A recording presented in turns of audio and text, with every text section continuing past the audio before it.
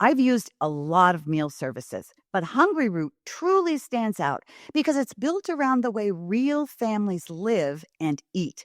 They don't just send meal kits. They personalize your grocery cart and meal plan based on your preferences and dietary goals. All I had to do was take a short quiz, and right away, their smart cart technology started building a cart that fit how we eat. Now, each week feels easier, like someone else is doing the thinking for me. I've been focused on cleaner eating lately, and I love that Hungry Root keeps out over 200 additives, including things like high fructose corn syrup and artificial sweeteners. Their meats are hormone and antibiotic free, and the produce options include organic and non GMO picks. They also stock brands I already trust, like Oatly, Vital Farms, and Harmless Harvest. One of our favorite meals has been the teriyaki salmon with green beans, light, flavorful, and done in 12 minutes flat. Plus, I've noticed we waste less food, spend less time shopping, and even save money by skipping those impulse grocery buys. Take advantage of this exclusive offer. For a limited time, get 40% off your first box, plus get a free item in every box for life. Go to hungryroot.com/Dr. Meg and use code Dr. Meg. That's hungryroot.com/Dr. Meg. Code Dr. Meg to get 40% off your first box and a free item of your choice for life. hungryroot.com/Dr. Meg. Code Dr. Meg. On today's episode of Parenting Great Kids. There have been times when I've had Christmas and Christmas is over and the kids go home and I go into a 24-hour coma. I mean, my husband knows this. I am exhausted. I just go to bed and I sleep. And a couple days later, I'm fine and I'm ready to go again. But why? This is Parenting Great Kids with Dr. Meg Meeker. Hey, everybody. Welcome to PGK. Today, we're going to do something special. This is one of the things I love to do the most, is I love to just talk to parents. And I wish I could see you, and I wish that we could be at a kitchen table together in an office or whatever, but I can't, so I'm just going to pretend that you're there. I want to do this because the holidays are here. Christmas, Hanukkah, whatever you celebrate. And we need to have a come to Jesus meeting. Now, it's not the kind of meeting that you think. I'm not going to evangelize or talk to you about the gospel.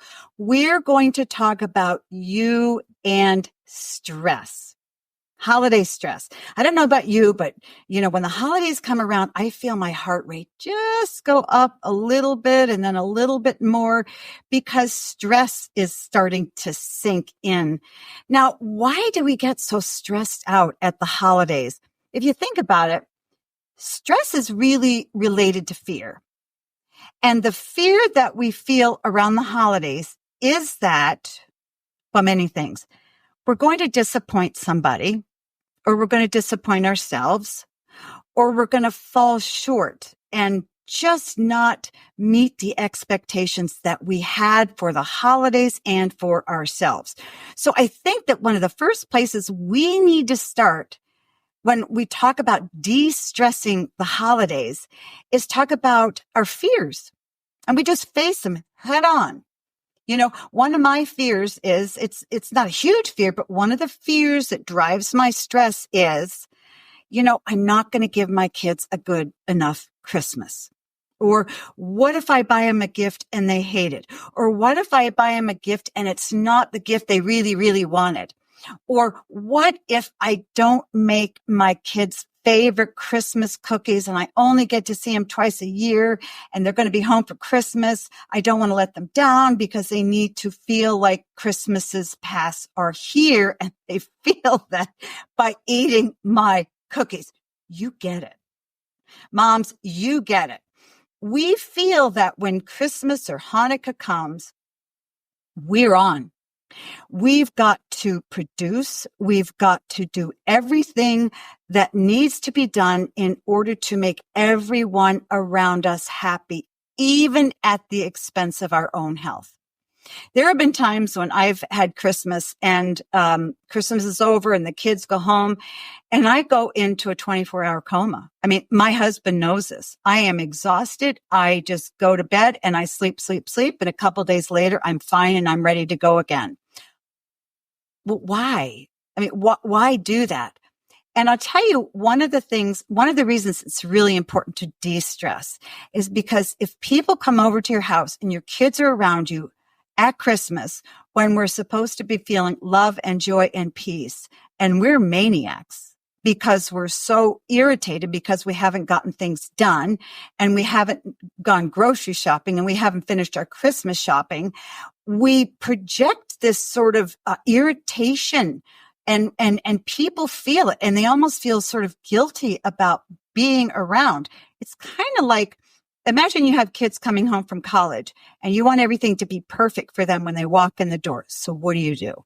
You clean your house. You go to the store and you make sure you have enough food for them or their favorite foods.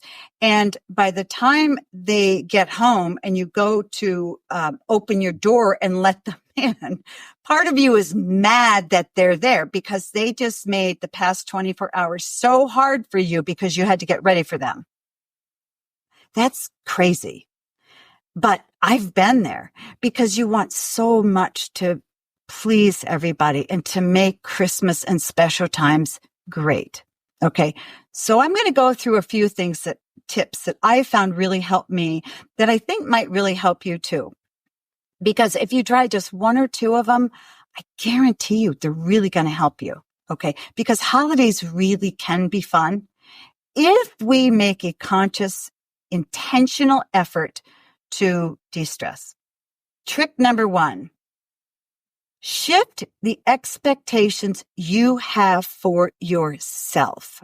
You're not a performer. You're not a professional chef. You are not an interior designer. You are not a super wealthy person, I assume, who can buy their child the most expensive, beautiful gift you can possibly afford that they really want. You may be a single mom and you can't give your kids the beautiful, Hallmark card Christmas for them.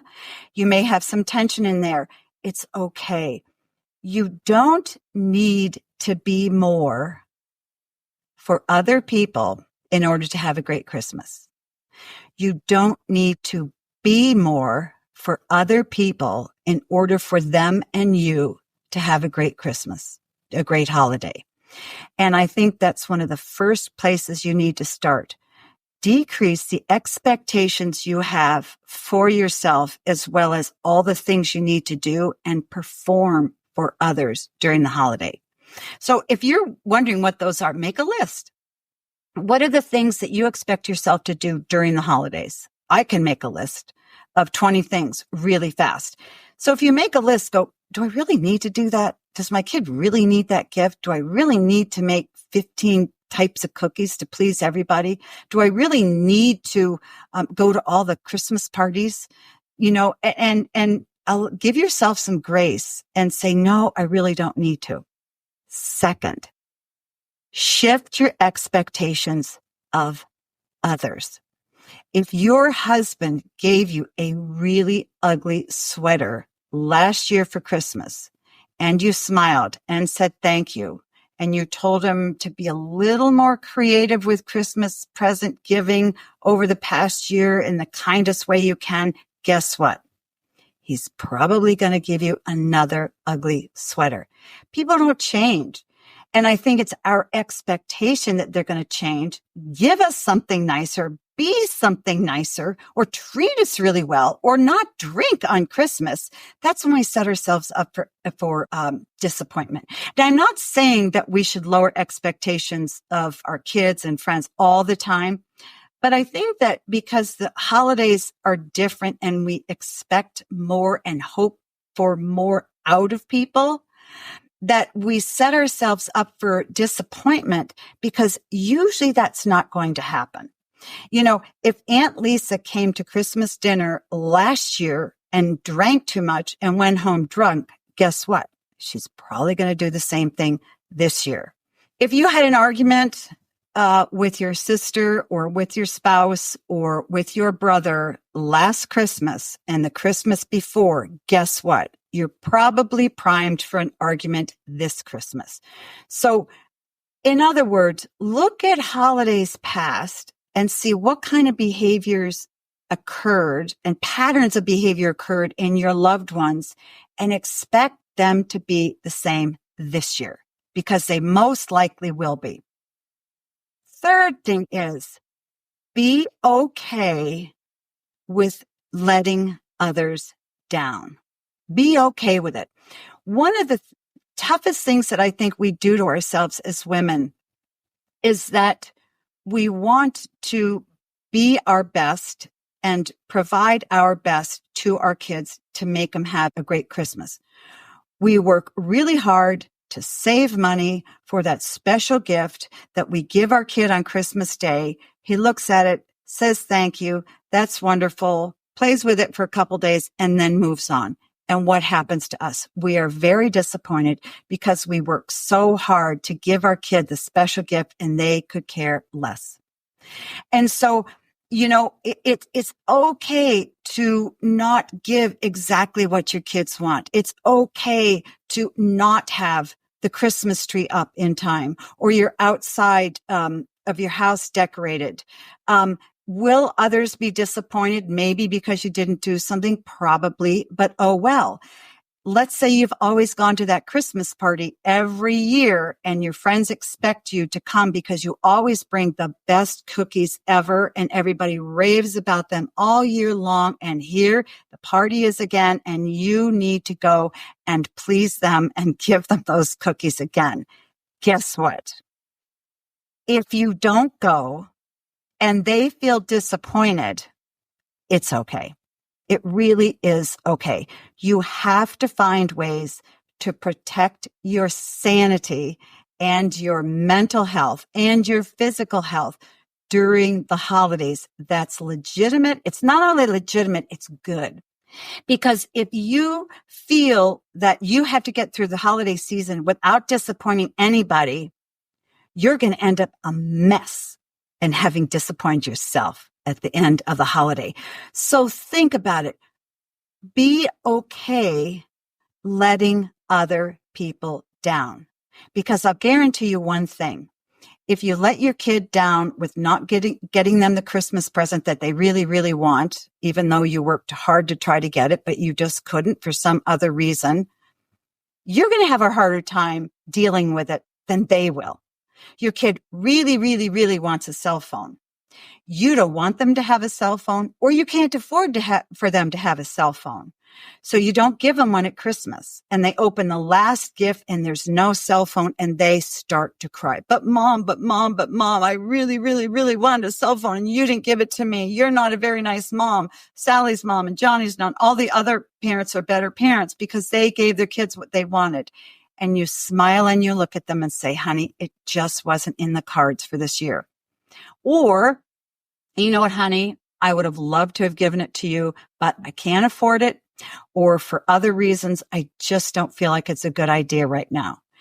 It's fine, actually good sometimes to disappoint others, because in order to grow our kids into the people that we want them to be, resilient, healthy, happy kids, we need to disappoint them at times, or they need to be disappointed at times. 4, this is a biggie, I think. Tell your kids to make 2 Christmas lists for Christmas, not just one. Usually, and as a grandmother, I do this all the time with my grandkids. I say, do you have a Christmas list? Make a Christmas list. I'd love to see what you want for Christmas because I don't want to give you something you really don't want or you think is ugly or stupid or whatever. Also, I don't want to give a note to grandparents. I don't want to give my grandkids gifts that their parents don't want them to have. Never, ever, ever do that. You know, if your son or daughter doesn't want their kids to have a hoverboard, don't go out and buy your grandkid a hoverboard, because that is going to push the parent away from you. And it's, it really is disrespectful to do to your own kids. So make sure everything you're going to buy for your grandkids squares away with what their parents want. That's a side note to grandparents because it's tempting. Have your kids make 2 Christmas lists. One for the things that they would like to get. The second list is for the things they'd like to give. And kids like, what do you mean give? I'm 5. I can't afford to go buy people things. Well, the gifts shouldn't cost any money, but any child can give a gift to anybody. So they need to be creative after they've done their list of what they want. Then if they don't know what they want to give somebody, give them some ideas. For instance, any kid can draw a picture, paint a picture, write a letter. If they're too young to write, you write the letter for them, but they tell you what to say. And then they take it or send it to somebody at a nursing home, or they put it in a mailbox, their neighbor's a mailbox, or you bake something with your kids and they take it to a neighbor. Or if you have a homeless shelter around, or a halfway house, or, something in your community, you don't have to look far to find a place where people congregate because they have nowhere else to go. So you find a homeless shelter and you go and say, what are your needs here? What do you need? Do you need boots? Do you need gloves or hats or whatever? I live in northern Michigan, so we always need to give people warm things. And you take your child with you. And then you come back and say, well, we know that there's some kids that need boots and we know that there's some grownups that need hats. What should we go get? And you don't have to buy expensive stuff. You just go and you can even go to secondhand store if you want to, and you buy boots. And I'll guarantee you one thing. When you deliver something that your child bought for or made for another person, and you deliver it to another person with your child, they won't want to stop doing it. They just won't want to stop doing it because giving feels so good.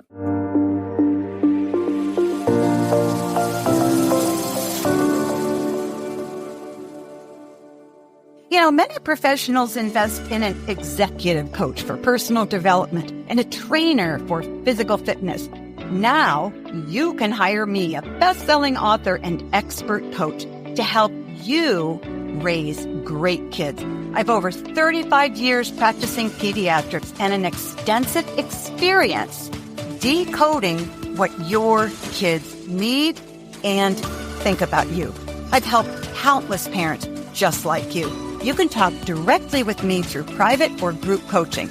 I'll listen and provide a customized plan to help you be the best dad you can be. Sign up now through the link in the episode notes.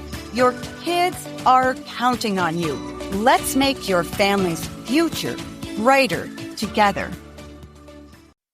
Some days, parenting feels like chasing moments that never quite land. You ask a question, they shrug. You try again, they look at their screen. And you wonder, why is this so hard? That's why I love FamGabs. It's a 70-card deck created by a child therapist who spent 16 years working directly with families, helping parents and kids break through the awkward one-word answers and really connect. The questions are open-ended, thoughtfully chosen, and designed to get your child talking and keep the conversation going. There are even bonus cards just for parents to help you build your confidence in your connection toolbox. If you've ever wished for a better way to understand your child or just to have more meaningful conversations as a family, FamGabs is such a gift. Search FamGabs on Amazon and use promo code Dr. Meg Pod during checkout to get 10% off your order. That's FamGabs on Amazon. Use promo code Dr. Meg Pod and get 10% off your order. I've had so many parents say, Dr. Meg, my child is bright, but they're struggling in school and I don't know what to do. If that sounds familiar, you're not alone. And that's why I'm excited to share K-12-powered schools with you. K-12 offers tuition-free, accredited online public education for grades K through 12. These programs let kids learn at their own pace with built-in flexibility that supports different learning styles and family needs. And unlike homeschooling, K-12 provides certified teachers who guide your child's education online. The lessons are engaging, the technology is hands-on, and your child gets real opportunities to connect with clubs, extracurriculars, and even in-person events.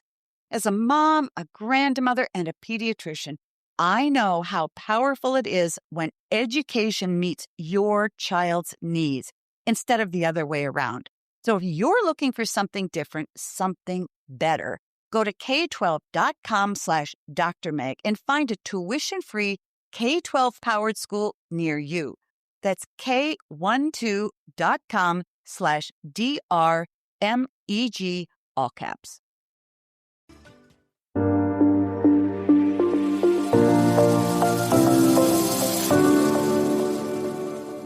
Another great thing that you can do.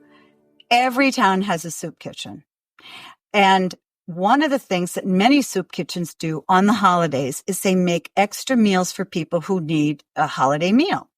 And in many places, they deliver holiday meals to those who are in need who can't come to the center to eat. So you can sign up to be one of those parents who delivers some meals to people who can't come in and eat with the rest of everyone. And when you do that, you take your child with you. And you tell your child, why don't you bring something that is special to you or that you make or that you like, even buy a pack of M&Ms, whatever they want. And they go with you to hand food and supplies and fun things to another man or woman or family. That will change your kid's life forever. They learn that giving is fun. They learn that they can give so much more than they ever thought they could. And they learn to appreciate what they have.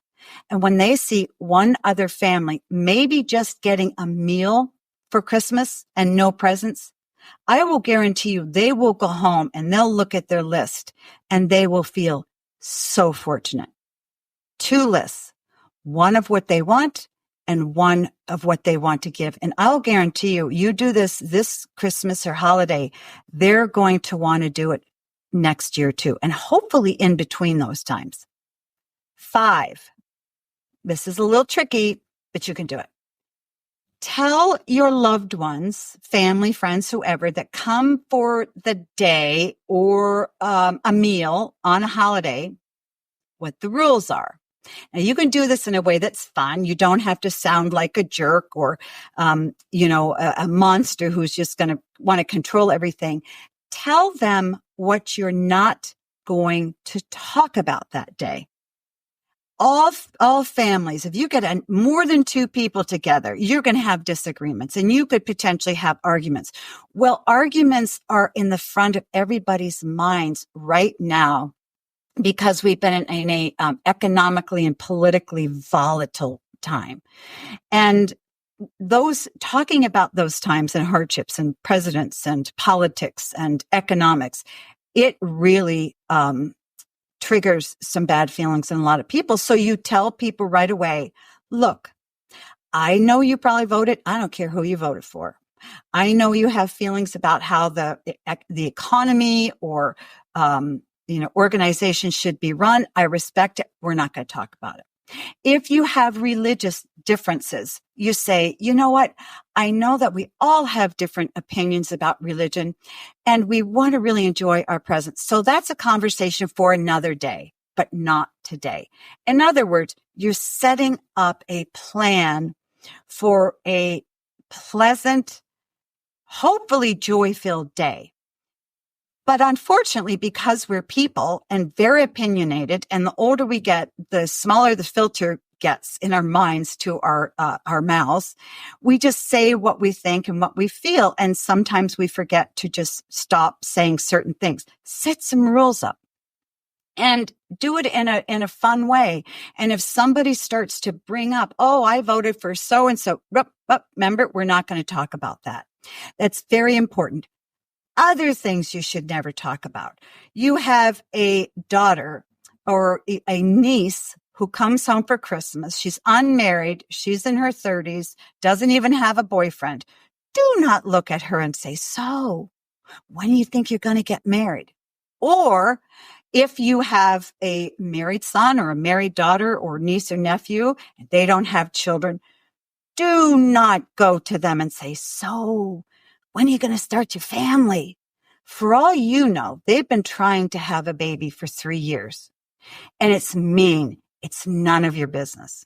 When people get married, if they get married, when they have kids, if they have kids, none of your business. So don't talk about things that are none of your business. And one more thing too, I'm going to throw this in there.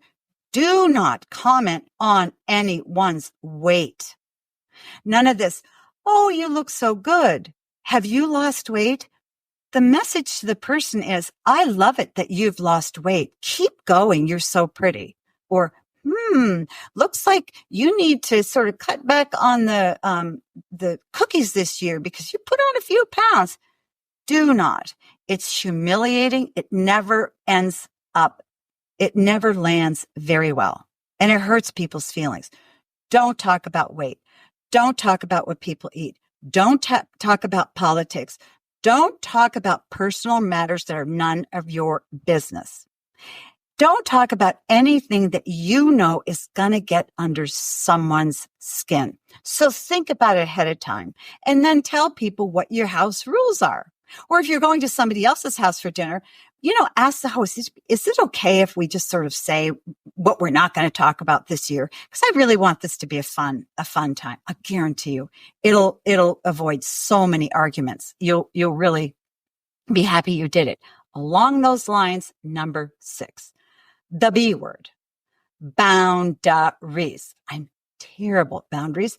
And probably most of you nice people are bad with boundaries too, because we don't want to look like controlling people and we don't want to look like bossy people. And with our mother-in-law or mother or father or grandparents, we most certainly we don't want to look like an arrogant or haughty person. In other words, they come in and we say, okay, would you mind taking your shoes off? I just got a new living room rug. That's a small thing. Or when you come over, would you mind bringing blank? Now, if the person can't afford it or can't bring it or is, ill or something, don't ask. But you are in charge of the party and you're in charge of the day. And if it makes it so much easier for you to have other things done that are not a big deal, set the boundaries, set the expectations. Okay. If your kids are going to be, I do this when my kids were coming home from college over the holiday. If you have kids in college who are coming home for Christmas break and they want to come and stay out to 2 or 3 in the morning and you don't want that to happen, tell them it can't happen. They're going to be driving around in your car or coming home to your home, sleeping in a bed you own, eating food that you bought. Okay. So just because they do something with their life personally while they're away from you doesn't mean that they can come home and do the same thing. Set boundaries that work for you, that make your life easier. Now, don't be an idiot about it and don't be mean about it, but reasonable boundaries. And if you wonder if your boundaries are reasonable or not, talk to a friend about it. Say, I'm going to set some boundaries because every time my mother comes in, she swears at my kids or she yells at my kids, or every time she comes in right before we eat, she decides she wants to clean out the refrigerator. The stuff like that does happen. Or she's got to vacuum the whole room while everybody's sitting in another room, having a conversation and a glass of wine. She's in there vacuuming. It drives me crazy. So you set a boundary. Mom, we're not going to vacuum this year. Okay. Or, Mom, we're not going to talk a certain way because we want it to be a really happy time. And it may be fine with you, but what I found is if you yell at my kids, it really is upsetting for them. So just for today, well, no, just for always. So I would really appreciate it if you don't yell today, whatever it is, whatever behavior somebody does and brings into your home that drives you crazy, that hurts you or hurts your family, set some boundaries. Can't happen. It's your day. Okay. This is an easier one. Number 7, stop doing something that you do on a regular basis that normally stresses you out. Let's say you go to book club and you don't get along with somebody at book club, but you go to book club all the time because you don't want to be rude and you like some of the other people, but you know it stresses you out. It's one extra thing on your plate at Christmas time you just don't want to deal with. Don't do it. Don't do it. For 1 week, say, this is my week. There's some things I'm not going to do because they stress me out. Okay. If buying 3 presents for somebody instead of 2 presents for somebody stresses you out, don't do it. If you're in a diet, normally, here I am talking about food and I just told you not to measure somebody's weight. But anyway, if you do something unpleasant most weeks of your life, you're on a diet, you go to the gym all the time, you go over and visit with your aunt 3 days a week at a nursing home, cut it back a little bit, but relieve yourself of one stress that you typically do during the rest of the year. Give yourself some grace because this is your holiday too. Finally, and this is probably the most important and the most life-changing, number 8. When your kids go to bed, pray with them. Sit on the end of their bed or kneel at the side of their bed. Whatever you're comfortable with, whatever they're comfortable with. It depends on their age and so on and so forth. But go in there and say, you know what? We never do this, or I would just like to do this. I'd like to pray with you. And they may roll their eyes or say, oh, that's ridiculous, Mom, or I don't believe in God. Whatever it is, doesn't matter. And you say, okay, but I'd like to say a prayer for you. And you say, yeah, but Meg, I don't pray out loud, or I don't know how to pray. That's not something I do. Doesn't matter. If you pray, but you never pray out loud, do it anyway. If you don't know how to pray, start. Just talk to God. If this is something that you feel is important to do around the holidays, it's Christmas, it's Hanukkah, it's about God. Okay. And bringing him closer into our homes and acknowledging him and giving him thanks is one of the healthiest, most normal things that you can do as a mother, as a father, as a parent, even as a child. So I want you to just try an experiment for 7 days in a row. When your kids go to bed, you sit on the end of the bed, you kneel on the floor, you sit across the room, whatever you're comfortable with doing. Honey, I want to just say a prayer with you because it's very special to me.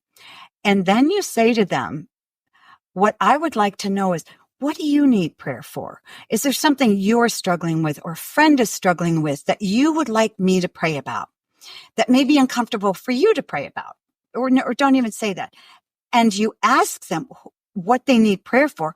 What kid is going to turn you down and say, oh, nothing, I'm fine? They do say, oh, nothing, I'm fine. That's okay. You go in the next day and you do the same thing. And the next day you do the same thing. 2 incredibly important things are going to happen. I can almost guarantee you by the end of the week. 1, you are going to feel a lot more peace. And your kid is going to feel a lot more peace. Why? It's a mystery. It's mystical. It's miraculous. It's a gift that God gives us through prayer. I don't know how it happens. It's a God thing. Okay. But you and your child will feel more peace and you will have a better understanding who God is. Second, you are going to be closer to your child. And again, I don't know how this happens, but it happens. It's mysterious. It's miraculous. Because when you pray with somebody, you can't fake your feelings. If you really want to get to know somebody well, pray with them because their innermost thoughts and feelings begin to bubble up to the surface and they come out during prayer. It is a time when you can't fake things. You can't buffalo another person. And it's a time when you rarely lie. If you lie at the beginning of your time in prayer, you won't be lying at the end of your time in prayer. Plus, it's dumb to lie anyway because God knows the truth, right? So why lie? I mean, it's a dumb thing to do. So here we go. Let's review. 1, shift the expectations that you have of yourself. 2, shift your expectations of other people. 3, don't be afraid to disappoint somebody. 4, make sure your kids make 2 Christmas lists, what they want to get and what they want to give. And I'll guarantee you, if you pull it off this year, they're going to want to do it next year. That's number 5. That's number 4. 5, tell your loved ones or whoever's coming over to your house for Christmas what you will not talk about. Okay. And be really upfront. I've told my friends, I don't want to talk about my weight, your weight, anybody's weight, because I think it's obnoxious. It's not important. So why would you talk about it, particularly on a holiday? 6, set those boundaries. You have the right to set boundaries.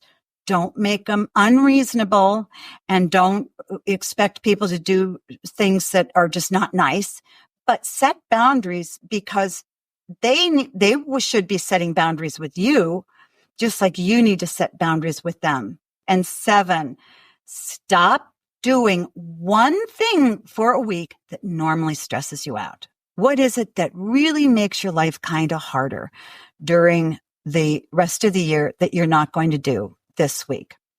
It may be saying to your kids, you know what, guys, I'm exhausted of taking each of you to 2 sports or 2 activities outside of school every day. So this week, I'm going to give myself a break.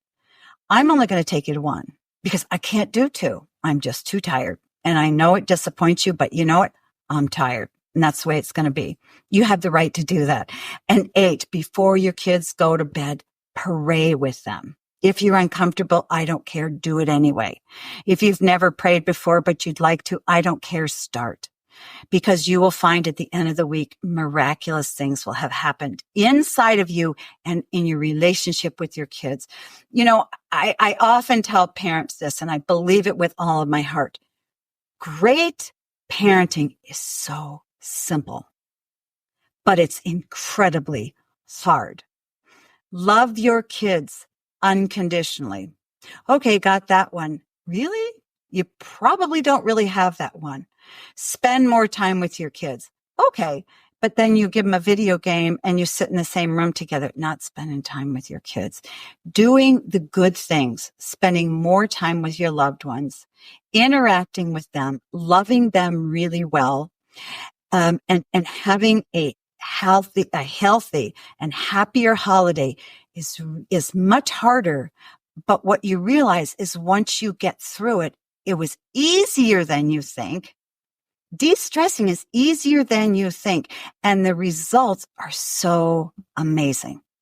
Because what your kids and your family really need this Christmas, aside from understanding what the holiday is all about, is a mother or father who isn't crazy with anxiety and stress. Because one of the worst gifts that you give your kids during the holidays is your stress. Don't do it. Because you know who wears that stress? They do.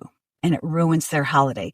So you owe it to them. You owe it to yourself to lift the expectations that you have of yourself. Give yourself some grace. If you were sitting across a girlfriend and she was your very best friend, she's stressing out about all the stuff she has to do for the holidays, how's she going to get through, how's she going to get it all done, you would sit her down and say, you don't need to do all of that. Why don't you cut this? Why don't you have a smaller Christmas tree? Why don't you have a fake one, not a real one? Why don't you have a small one, not a big one? Don't decorate the outside of your house. Don't do this. You would tell her that because you love her. Well, talk to yourself as though you are your best friend. Don't you deserve that? You need to tell yourself to do what you would tell your best friend to do. Because that's really a big part of the holiday too, is accepting and loving who we are and caring for ourselves because that's just what God does with us. He accepts us for who we are because He loves us. You can do this. Have a very Merry Christmas, friends.